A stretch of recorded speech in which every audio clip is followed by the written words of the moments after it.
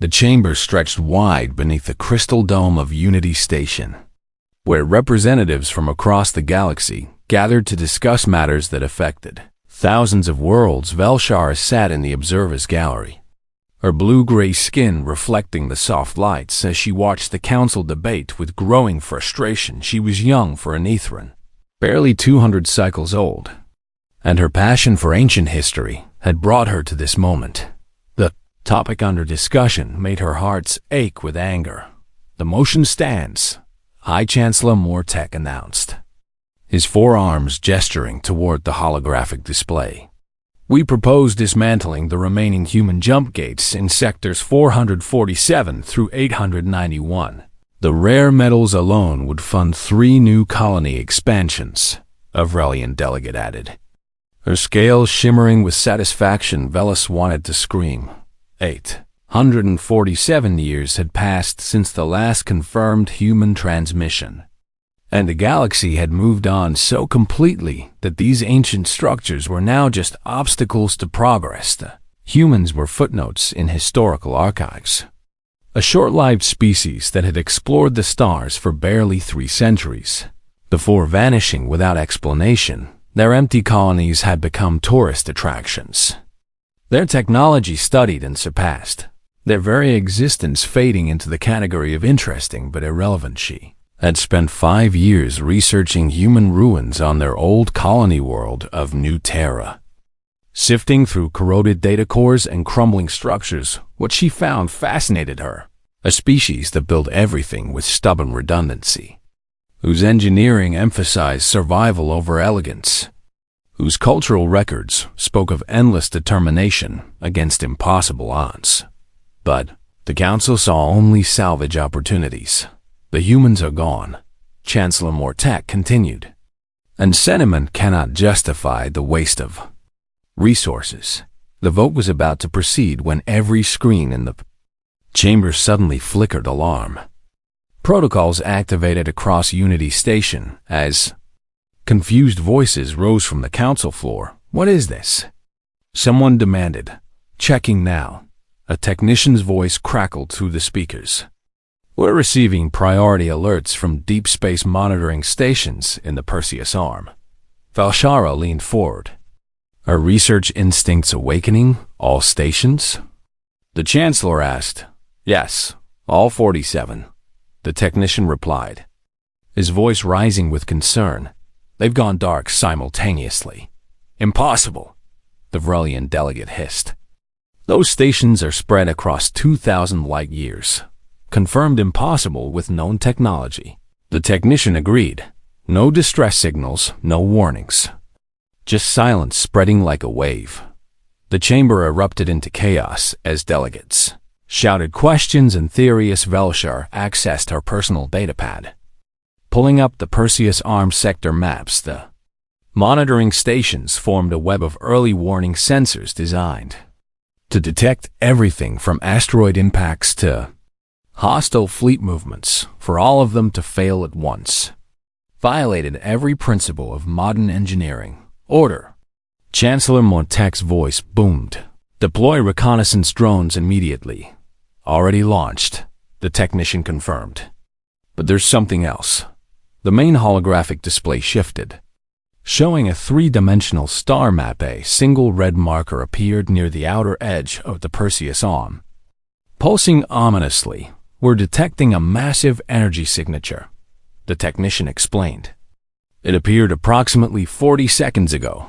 "What kind of energy signature?" a delegate asked. "Unknown," came the unsettling reply. "It's moving between stars at 0.7 light speed without using jump gates or hyperspace corridors." The chamber fell silent. Such movement was theoretically possible but required energy outputs that would bankrupt entire planetary economies for a single journey. "Show.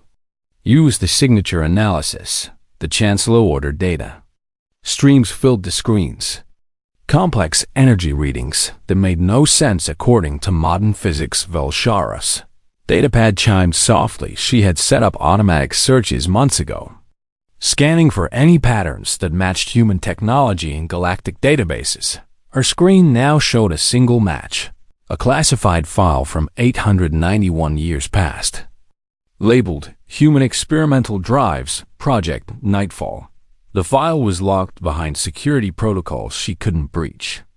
But the partial data visible made her pulse quicken. The energy signature's harmonic resonance matched within 0.03%.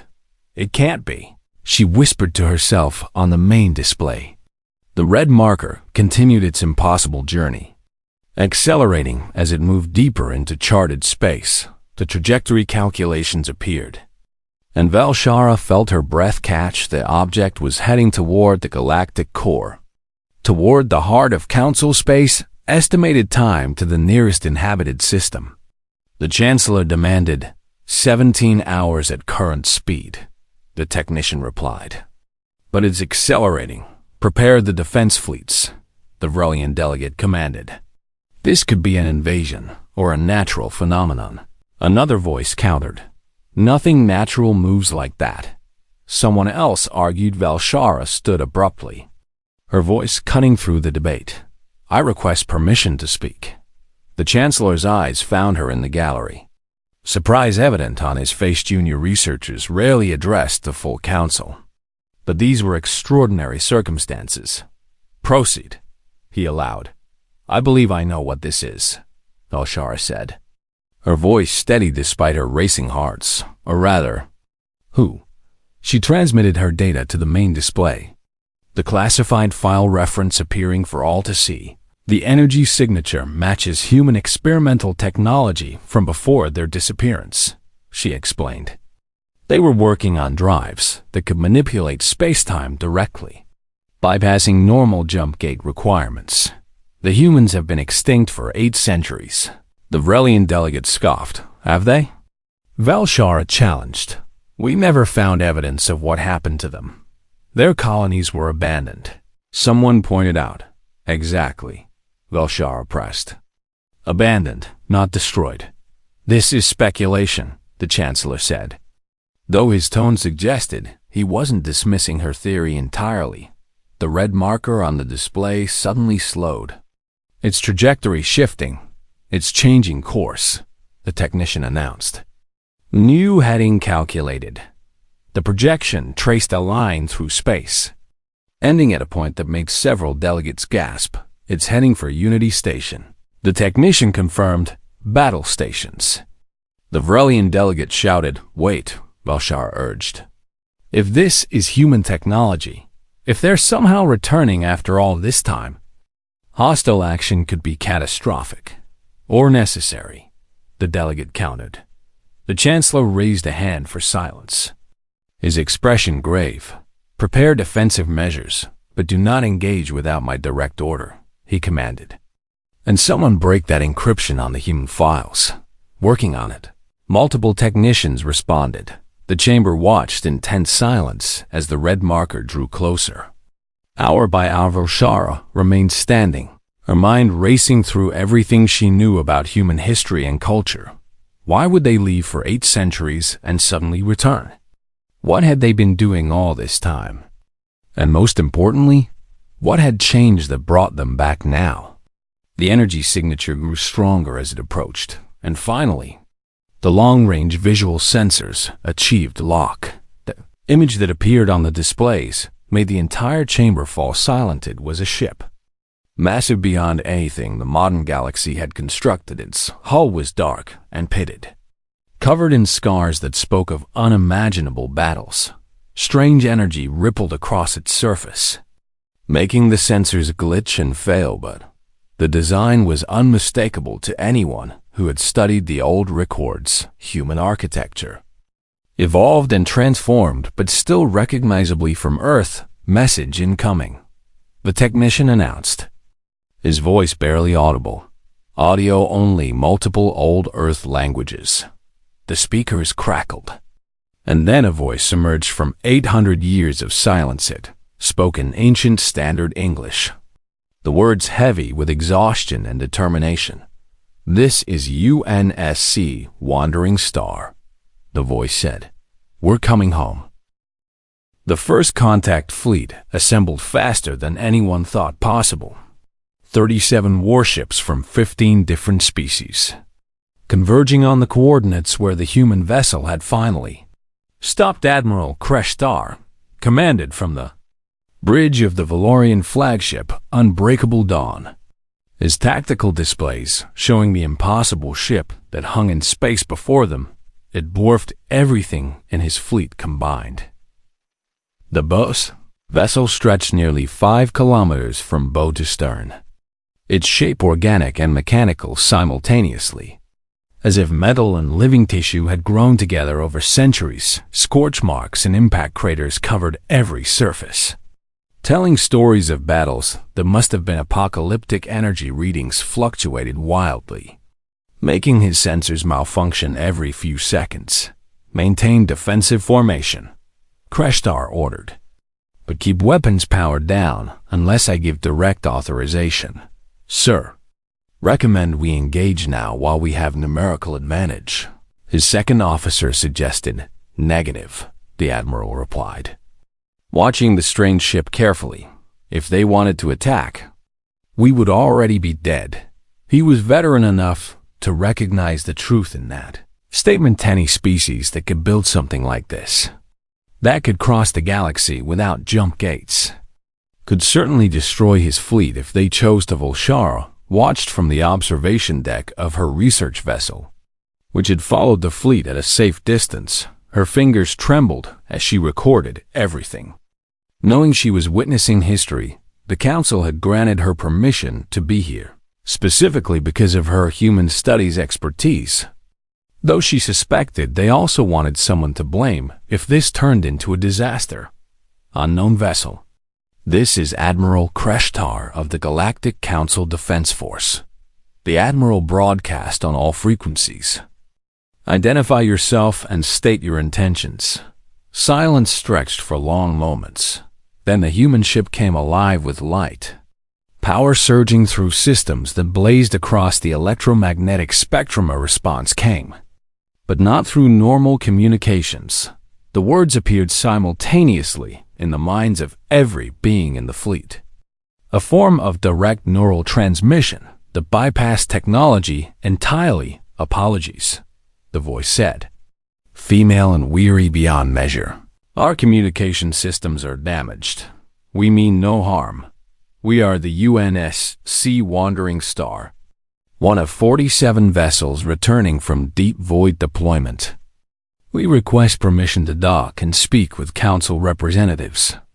Kreshtar exchanged glances with his bridge crew. Neural transmission technology was theoretically possible, but considered too dangerous to develop, as it could be used for mind control. The humans apparently had no such concerns. Permission granted, he replied after a brief consultation with Unity Station. Proceed to Kepler 9. Neutral station in Sector 223. We will follow your fleet. One more thing, the Admiral added. How many crew aboard your vessel? A pause. 3,000? Kreshtar asked for clarification. 3 individuals, the voice corrected. The rest are gone. The journey to Kepler 9 took 2 days at standard fleet speeds, with the massive human ship following at a distance that suggested they were being respectful of the fleet's concerns during that time. Valshara worked frantically to decode more of the classified human files. What she found made her question everything the galaxy thought it knew about Earth's children 853 years ago. According to fragments she managed to decrypt, human deep space observatories detected something approaching from the void between galaxies. The files called it various names. The silence, the emptiness, the consumer, whatever it was. Human scientists believed it represented an extinction-level threat not just to humanity, but to all conscious life in the galaxy, rather than warn the Council and risk galaxy-wide panic. Earth's unified government had made a choice that still made Valshara's heart's ache when she read about it. They would take the entire human species and leave every colony ship. Every military vessel, every habitat station would launch in a coordinated exodus beyond charted space. The plan was codenamed Nightfall Protocol. They would draw the threat away from the galaxy, buy other species time to advance and prepare. Even if it meant humanity's certain extinction, no one in the galaxy ever knew. The Council thought humans had simply failed to adapt to space or fallen to some disease. In reality, they had sacrificed everything for species they barely knew. Color 9 Station's docking bay was massive, but the wandering star barely fit. Hundreds of delegates and observers crowded the viewing galleries as the scarred vessel slowly maneuvered into position. Velshaw stood in the front row, her recorder capturing every detail. The airlock cycled, and 3 figures emerged. They wore black uniforms that seemed to shift and move like liquid shadow. And even from a distance, Velshara could see they were wrong, not quite human anymore. Though their basic shape remained, their eyes reflected light strangely. Pupils that seemed to contain depths of starlight. Their movements were too precise, too controlled, as if every gesture required conscious thought. The tallest of the 3 stepped forward, a woman whose face showed Asian heritage beneath the modifications that made her something more than human. "I am Captain Amara Chun of the UNSC Wandering Star," she announced, her voice carrying clearly despite speaking softly. "I speak for what remains of humanity." Chancellor Mortek descended from the diplomatic platform, accompanied by a full security detail. "Captain Chen," he greeted carefully, "the galaxy welcomes your return, though we confess surprise at it." "We never meant to return," Chun replied, her strange eyes scanning the crowds. "We expected to die out there in the dark, but circumstances have changed." She gestured, and holographic projectors built into her uniform activated, filling the space with images, data, recordings, battle footage that made several observers cry out in horror. 847 years ago, we detected the approach of something we called the Silence, Chun explained, an ancient force that consumes consciousness itself, leaving biological organisms functioning but empty. The footage showed human ships engaged in combat with things that hurt to look at, distortions in space that seemed to erase reality wherever they touched. "We knew it would reach this galaxy eventually," Chun continued. "We knew warning you would cause panic and chaos that might tear the Council apart, so we decided to buy you time. We took every human into the deep void and we fought." More images flashed. Colony ships being consumed, billions of lights winking out on tactical displays. Desperate last stands on worlds that existed between galaxies. "We lost 10,000 ships." Chun's voice remained steady, but her eyes showed the cost. "We lost 97.7 million souls. We changed ourselves, merged with our AI systems, modified our biology, weaponized physics in ways that cost us parts of what made us human. But we won. We sealed the Silence in a pocket dimension at tremendous cost." She paused, letting the information sink in. 47 ships survived out of 10,000 that left. 2.3 million humans remain from a species that numbered 32 billion. "We are the last of old Earth's children, and we came back to warn you." The chamber had gone completely silent. "The seals won't hold forever," Chun finished, her words falling like hammer blows. 50 to 100 years. Our best estimates suggest, when the Silence breaks free, it will find a thriving galaxy full of conscious minds to consume. A galaxy with no idea how to fight it. "We came back not to reclaim what we lost," she said, "but to make sure you survive what's coming." The council chamber had become a battleground of words and accusations over the 3 days since Captain Chun's announcement. Velas watched from the gallery as delegate after delegate either demanded immediate preparation for the threat or accused humanity of fabricating an elaborate deception. "How convenient." Senator Vrixenol of the Corinthi Empire sneered, his purple skin flushed with anger. "Humanity returns after centuries, with tales of heroic sacrifice and an invisible enemy. Only they can fight. The evidence is compelling. Chancellor Mortek countered, gesturing to the holographic displays, still showing fragments of battle footage. The technology alone proves they encountered something beyond our current understanding. Technology can be faked, Brixnell shot back. And convenient threats are a classic manipulation tactic. Captain Chun stood silently at the center of the chamber. Flanked by her 2 remaining crew members, she had not eaten or drunk anything in 3 days. And Velshar realized with a chill that perhaps she didn't need to anymore. Whatever modifications the humans had made to themselves went deeper than anyone had guessed. "You want proof?" Chun finally said, her voice cutting through the arguments. "I can provide it, but understand that once you see the truth, you cannot unsee it. Some of your people may not survive the knowledge." "Is that a threat?" Brixnell demanded. "A warning," Chen replied. "The silence affects consciousness directly. Even showing you a captured fragment carries risks." The Chancellor considered this carefully.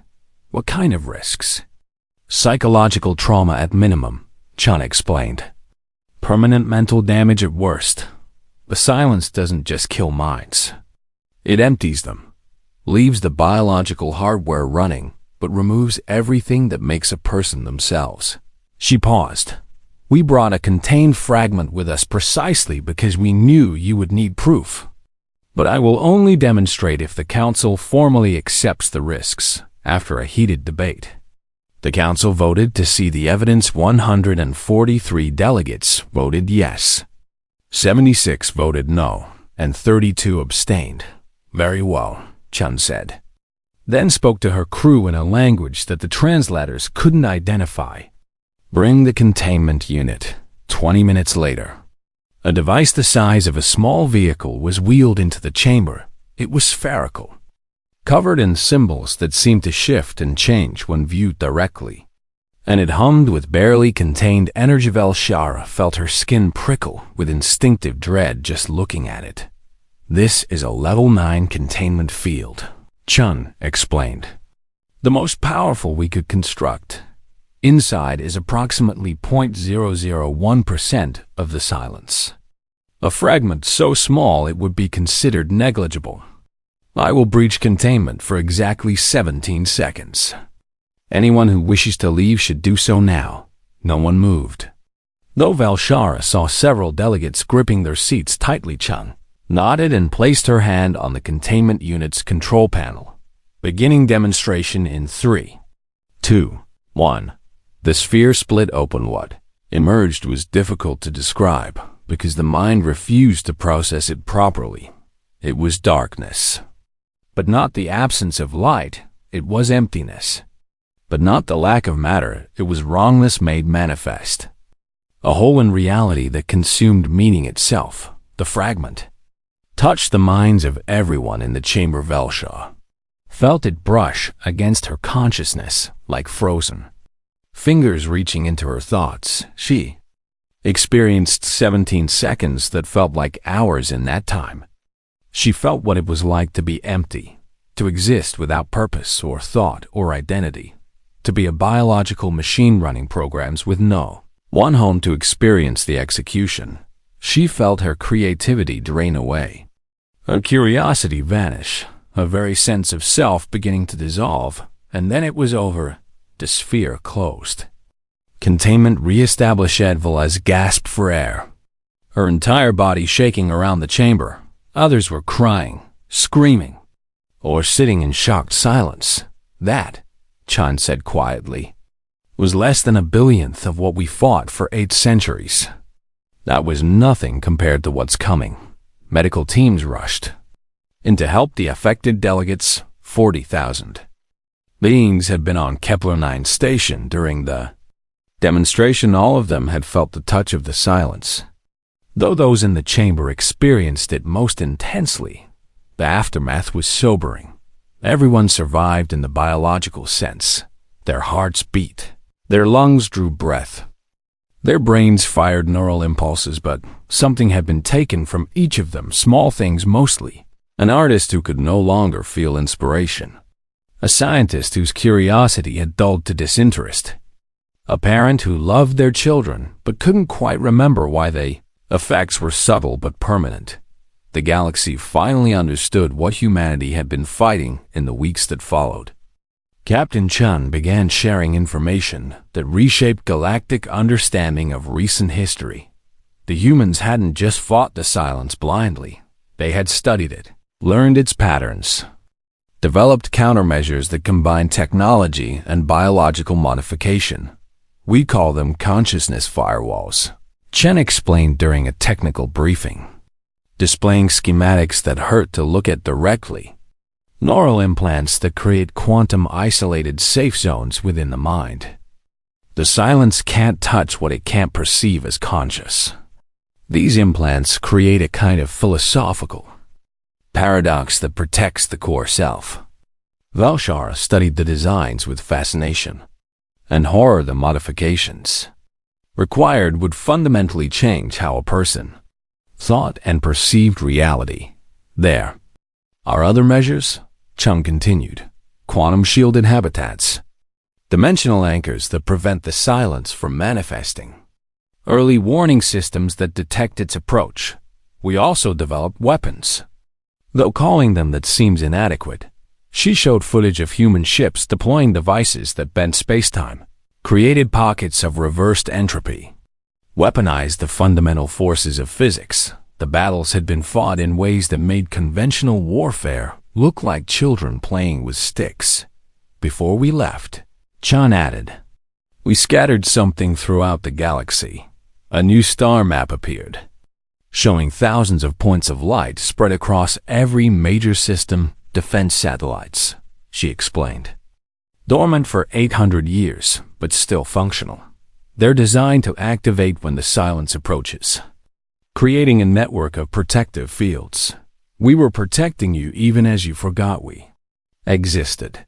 The revelation sent shockwaves through the Council. Humanity had been guarding the galaxy for centuries, without anyone knowing, but not everyone saw this as reassuring.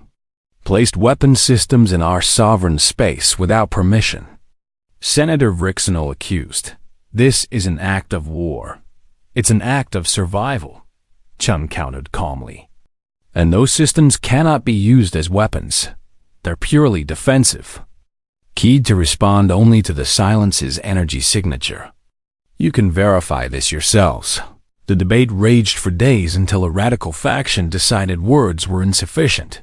The attack came without warning. A group of extremists from 3 different species, united by fear and xenophobia, launched a coordinated assault on the wandering star while it was docked at Kepler 9. They used stolen military weapons and suicide tactics, determined to destroy the humans before their contamination spread further. Captain Chen and her crew were aboard the ship. When the attack began, Bulshara watched in horror from her quarters as explosions ripped through the docking bay. The attackers had brought enough firepower to destroy a small moon, but the wandering star didn't die. The scarred vessel came alive with light and power systems that had seemed dormant, activated in an instant. Defense fields that operated on principles the galaxy didn't understand deflected the assault, and then the ship simply left it phased through the station's hull as if the metal wasn't there, moved through solid matter like a ghost, and reappeared in open space. The entire maneuver took less than 5 seconds. No one was hurt, not even the attackers. Chen's voice broadcast across all frequencies, sadness evident in her tone. We came back to help, she said. Not to conquer or control, but we understand your fear. We've become something that frightens you, and perhaps rightly so. We'll withdraw to the outer systems while the Council decides whether our help is wanted.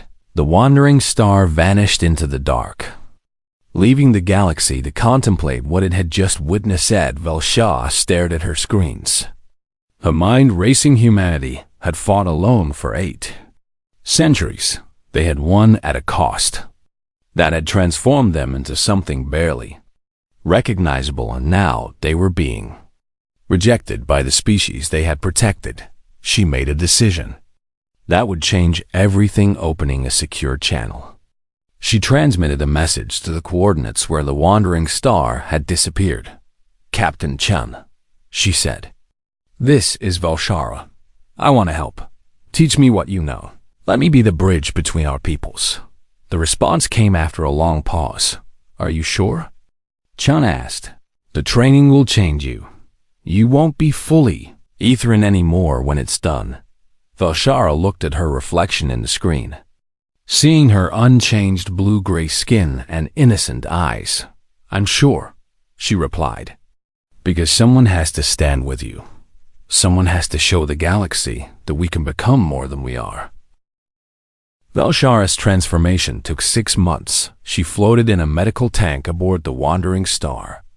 Her body suspended in nanite-rich fluid that rebuilt her from the cellular level up. The process was agonizing in ways that transcended physical pain. Her neural pathways were being rewritten. Quantum processors integrated into her organic brain tissue. Consciousness firewalls constructed within the architecture of her mind itself. Captain Chun visited her every day during the procedure. "Today we're installing the temporal perception enhancers," she would say, or "the quantum entanglement nodes are taking well through the pain and confusion." Valshara held on to one thought. She was becoming the bridge her people needed when she finally emerged from the tank. She was different. Her blue-gray skin now had faint patterns of light flowing beneath it.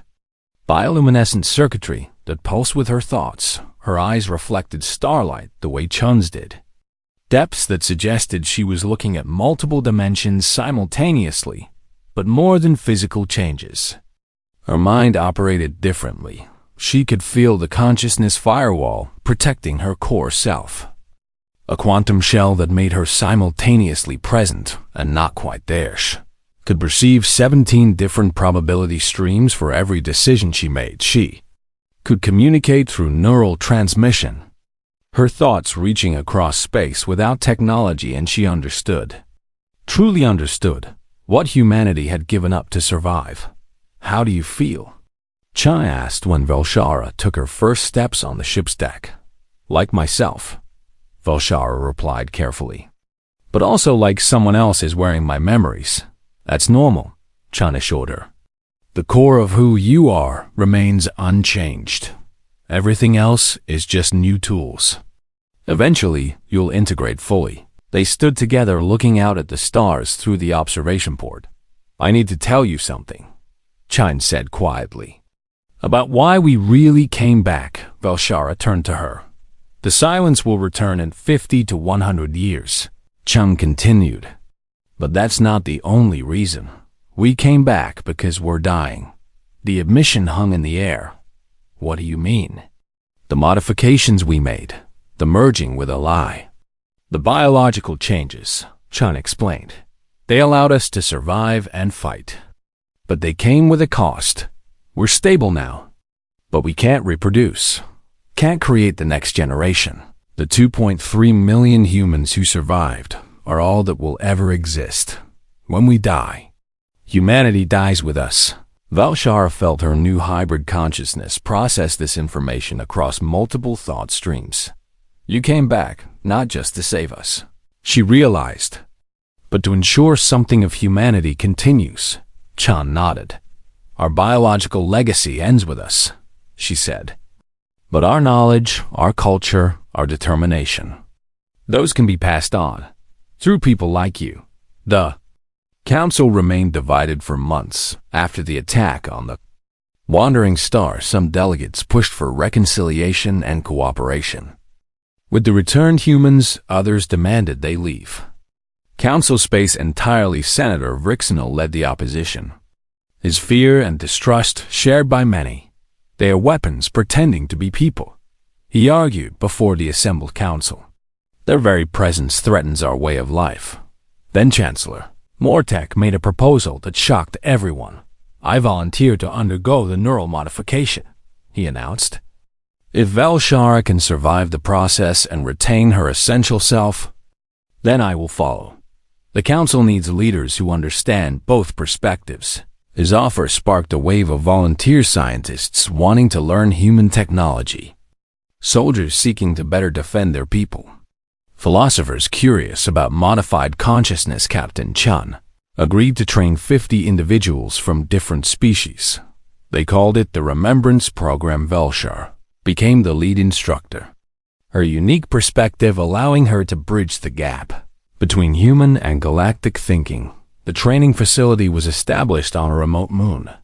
Away from political pressures, each candidate underwent months of preparation, learning meditation techniques that would help them maintain their core identity through the modifications. The process was grueling. 3 candidates withdrew before the neural integration began. Unable to face the psychological demands, 2 others experienced complications that left them changed in unexpected ways. Though still functional, but 45 completed the full transformation. 45 beings from across the galaxy who now carried humanity's knowledge within their modified minds. Chancellor Mortek was among them, and his transformation became a turning point. He addressed the council 3 months after his procedure, his movements now carrying that same precise control that marked all the modified. "I am still myself," he declared. "Still Mortek of the Valorian people, but I also carry within me the memories of what humanity faced, the understanding of what approaches. I have felt the touch of the silence through the simulations. I know now why they changed, why they had to become more than they were. And I tell you with absolute certainty, we must prepare, or we will fall." His words carried weight that mere arguments could not. Here stood a respected leader who had voluntarily undergone the transformation and emerged advocating for cooperation. Tide of opinion began to shift, but not everyone was convinced. Senator Vrixenal led a coalition of traditionalists who saw the modifications as an abomination. "You've been contaminated," he accused Mortek publicly. "Your judgment is compromised by alien technology in your brain. My judgment is informed by truth." Mortek countered calmly, "Something you fear more than the silence itself." The confrontation escalated when Vrixenal's faction attempted to pass legislation banning all neural modifications galaxy-wide. The vote was close, 1,423 in favor, 1,421 against. The law passed by the narrowest margin in council history. Captain Chun's response was measured but firm. "We will respect the council's decision," she broadcast from the wandering star. "But understand that you've just made survival significantly more difficult. Without neural modifications, the consciousness firewalls cannot be installed. Without those firewalls, the silence will consume you when it arrives. We will continue to share our other technologies, the habitat shields and early warning systems, but the most effective protection is now forbidden to you." Velshara stood beside her during the broadcast, her modified mind processing the political implications. They had made progress, but not enough. Too many species still clung to their unmodified existence, unwilling to pay the price that survival demanded.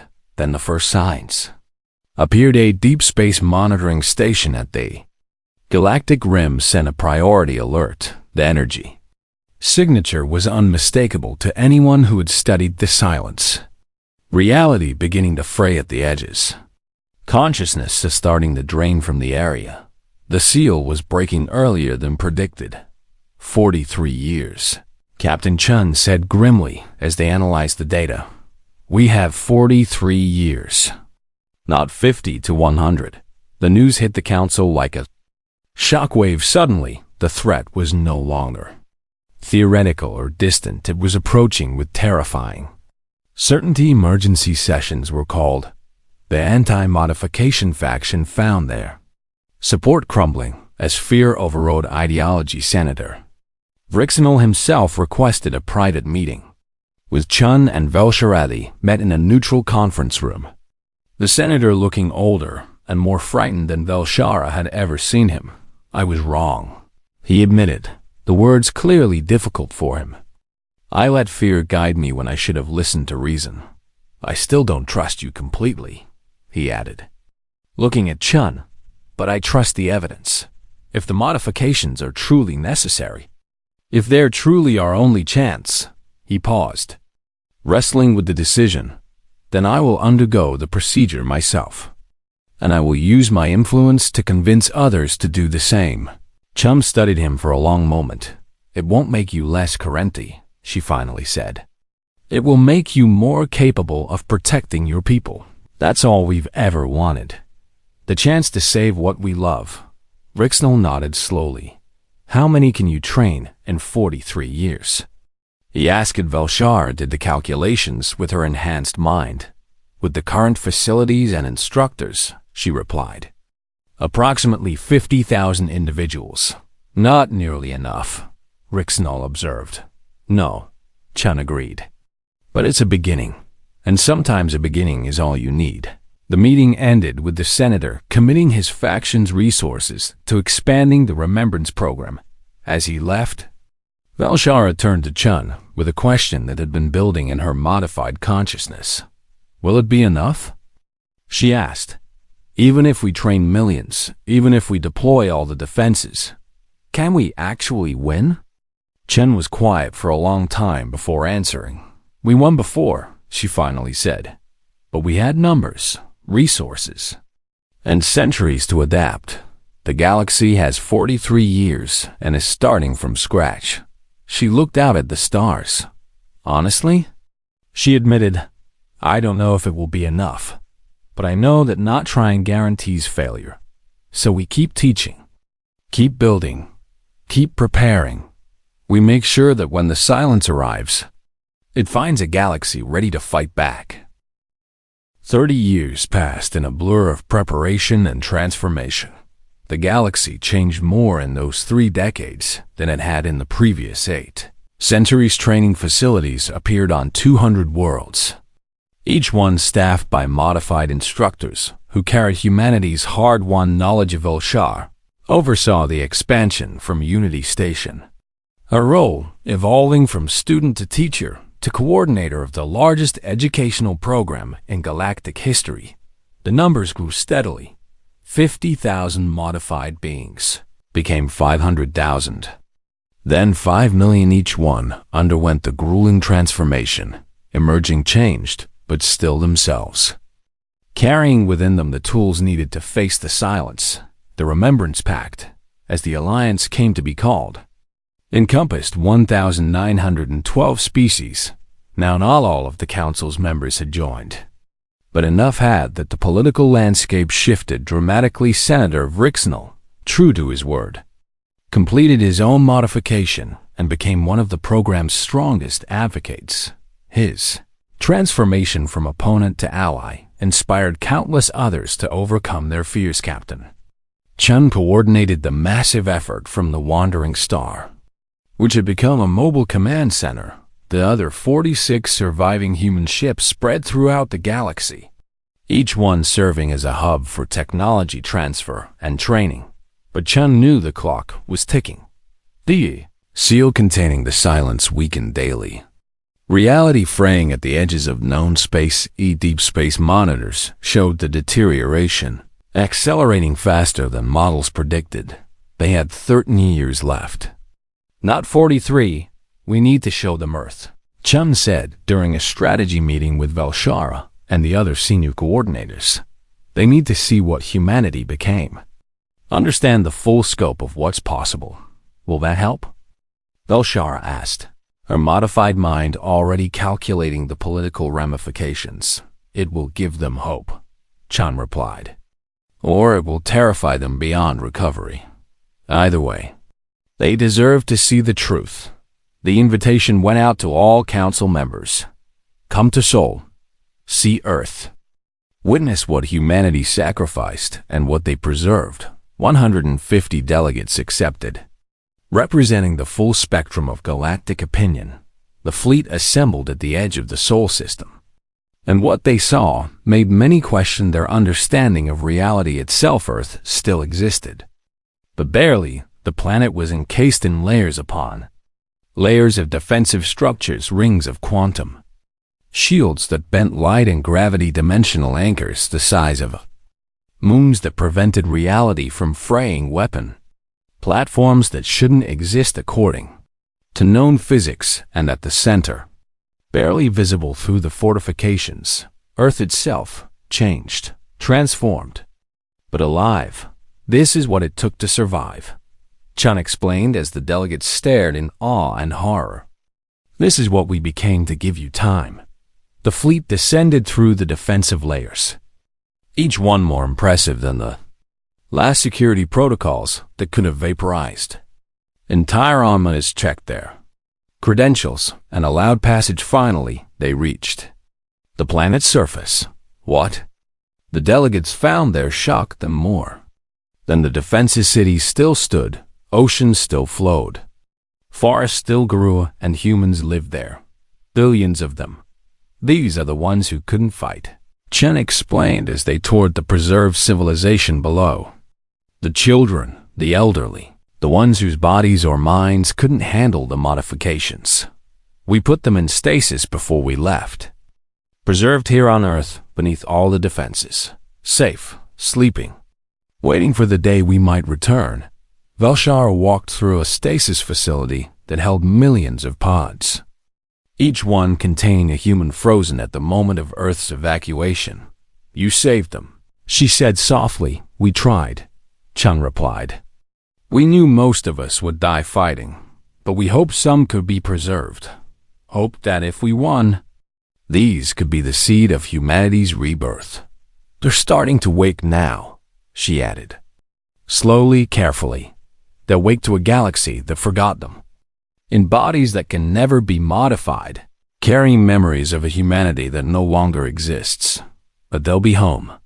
The tour continued to Earth's command centers, where the full scope of human preparation became clear. The defensive satellites scattered across the galaxy were just the beginning. Humanity had seeded the entire council space with dormant technology over centuries of secret preparation, quantum relays that could coordinate defenses across thousands of light years, instantly reality anchors that prevented the silence from manifesting consciousness, backup systems that could preserve minds even if bodies fell. You've been protecting us for 800 years, Chancellor Mortek said, his voice heavy with emotion. Building a defense network that spans the galaxy, and we never knew. You weren't supposed to know, Chun replied. If the silence detected organized resistance, it might have accelerated its approach. We had to work in secret. Had to make you forget us so you wouldn't accidentally reveal the preparations. One delegate, a young Vrelian scientist named Keshara, asked the question many were thinking. Why? She said simply, why sacrifice so much for species you barely knew? Chun was quiet for a long moment, looking out at Earth's scarred but living surface. Because we could, she finally answered. Because someone had to. Because the alternative was watching everyone die when we might have prevented it. Humanity has always had this flaw, she continued. This stupid, stubborn refusal to give up. This insistence that we can make a difference even when logic says we can't. We looked at the silence and saw extinction, and we decided that was unacceptable. The delegation returned to council space, transformed by what they had witnessed. Word spread quickly. Humanity hadn't just fought and survived. They had built a shield around the entire galaxy, while making the rest of the species believe they were extinct. The political opposition to the Remembrance Pact, crumbled species that had resisted joining, now rushed to sign up training facilities. Couldn't keep up with demand. We're not going to have enough time, Velshara said during a planning session, reviewing the numbers with growing concern. We need 50 million modified defenders minimum, she explained. We currently have 7 million and only 13 years remaining. Captain Chun studied the projections, her enhanced mind running probability calculations. Then we accelerate, she decided. Reduce training time, increase capacity, take more risks. But Captain, one of the coordinators protested. Rushing the modifications could cause rejection. Psychological breaks, or worse. I know, Chun replied grimly. But we're out of options. The silence won't wait for us to be ready. The final 13 years became a race against time training. Protocols were compressed from 6 months to 3 new facilities opened every week. Entire planets converted to support the preparation effort. The modifications spread through the galactic population like a wave. Not everyone could or would undergo the transformation, but enough did that the Remembrance Pact grew to represent 60% of all sentient beings in Council. Space Volshara pushed herself to the limits of her modified endurance, training new instructors who would train others in an exponential cascade of knowledge transfer. She barely slept, using neural enhancement to maintain focus for weeks at a time. Captain Chun warned her about burnout, but Valshara refused to slow down. You sacrificed 800 years, she told Chun. I can manage 13. The final year arrived with terrifying speed. Deep space monitors showed the seal failing catastrophically. Silence would break through in months, not years. Emergency protocols activated across the galaxy. Defense fleets moved to predetermined positions. Habitat shields powered up around every inhabited world. The consciousness backup systems went active, ready to preserve minds if the worst happened. And 700 million modified beings, representing 2,847 species, stood ready. It was far fewer than needed, but it was what they had. Captain Chen broadcast a final message to the galaxy from Earth's command center. In 847 years, she said, humanity learned one truth above all others. Consciousness is precious. Every mind, every soul, every spark of awareness in this universe is worth protecting. The silence seeks to extinguish that light. We will not let it. Humanity fought alone for centuries because we had no choice. But you are not alone. When the silence comes, it will find not one species standing against it, but thousands. It will find not terror and chaos, but coordination and determination. It will find that we remember what matters. We remember each other. The transmission ended. Velshara stood beside Chun in the command center, looking at the tactical displays showing defensive positions across the galaxy. Are you afraid? She asked. Terrified, Chun admitted. But that's okay. Fear means we understand what we're fighting for. What happens if we lose? Valshara Presjen smiled, a very human expression that still held warmth despite all her modifications. Then we lose having tried everything, she replied. Having stood together, having refused to surrender. And that's more than most species get. The first warnings came 3 days later. Reality began unraveling at the galactic rim as the silence broke through its dimensional prison. The war for consciousness had begun, but this time, the silence faced to something it had never encountered before. Not one species fighting desperately in the dark, but an alliance of thousands, armed with weapons and knowledge purchased with human blood. The modified defenders activated their consciousness firewalls, deafness networks, powered up across 2,000 worlds.